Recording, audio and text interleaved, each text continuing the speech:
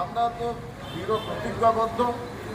আমরা বারবার অ্যাপ্রোচ করছি চন্দননগর পুলিশ কমিশনারকে, সিনিয়র পুলিশ অফিসারকে বা নিচু তলা, এবং তাদের ইন্টিগ্রেশন করে কোনো ডাউটের অবকাশ নেই। কিন্তু নিচের তলার যে কিছু অফিসার করছে, এদের বিরুদ্ধে আমাদের এবার এগিয়ে আসতে হবে। আমি জানাবো, সিএম মতো জানাবো। প্রচুর তো সমস্যা হচ্ছে, শুধু চুরি নয়, মাফিয়ারা, সিন্ডিকেট একদম যে নির্মূল করতে পেরেছি তা নয়। একটা সময় নির্মূল হয়ে গিয়ে আবার মাথা চাড়া দিচ্ছে, এবং পুলিশের যে ভূমিকাটা হওয়ার কথা, সেই পুলিশের ভূমিকাটা আমরা এখনো দেখতে পাচ্ছি না, এবং এটা আমরা মেনে নেব না। আপনি প্রথম দিন প্রতিবাদ জানিয়েছিলেন ডিমের অভিমুখ নিয়ে, কি বলবেন? আত্মসমালোচনা প্রয়োজন ঘরের মধ্যে থেকে? দেখুন, ডিম নিয়ে তো কোনো প্রশ্নই আসে না। আমি ডিম থেরাপির সাংঘাতিক বিরুদ্ধে, এবং ভারতীয় জনতা পার্টি এ সমস্ত কালচার সহ্য করে না। যদি কেউ করে থাকে, এখনও যদি কেউ করে, আমাদের সে যত বড় নেতাই হোক, তাকেও কিন্তু সেই ঘরে কথা ডিম থেরাপি চলবে। এই মনে হচ্ছে যে কোনো একটা সমস্যা রয়েছে, তাহলে যে সেকশন দেওয়া হয়েছিল তাতে প্রাক্তন খাদ্যমন্ত্রী তৃণমূল জামানায় বালু মল্লিক, জঙ্গিপ্রিয়, সে 3 বছর বেল পায়।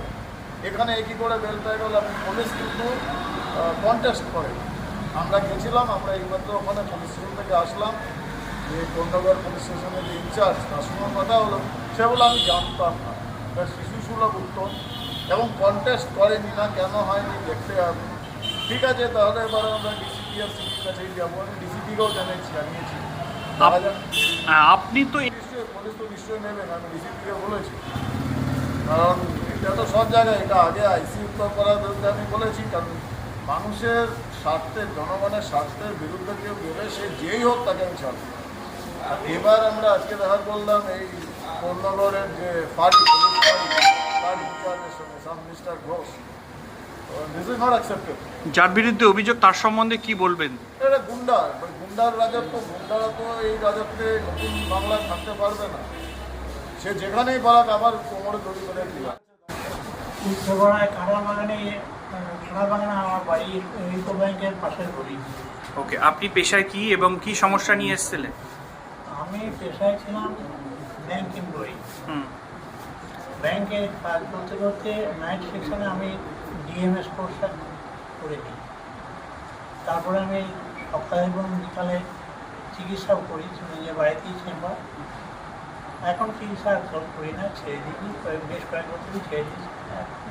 রিটায়ার্ড। আপনি কতবার এসেছেন? ওনার দেখা পাননি বলছেন প্রশাসক। আমি এই গত শনিবারে আর এই আজকে। কি সমস্যা আপনার? আমার বাড়ির পাশের বাড়িতে একটি বটগাছ তৈরি হয়।